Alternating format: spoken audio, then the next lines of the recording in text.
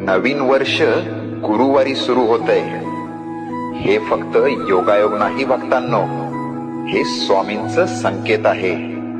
हे नवीन वर्ष तुमच्यासाठी वेगळं आहे, कारण गुरुवार हा गुरुचा दिवस आहे. आणि गुरु जेव्हा सुरुवात करतो तेव्हा अर्धवट राहिलेलं आयुष्य पूर्णत्वाकडे जातं. ज्यांना वाटत होतं माझं काही होणारच नाही, त्यांच्यासाठीच हा गुरुवार आहे. दरवाजे जे बंद होते ते आता आवाज करून उघडतील.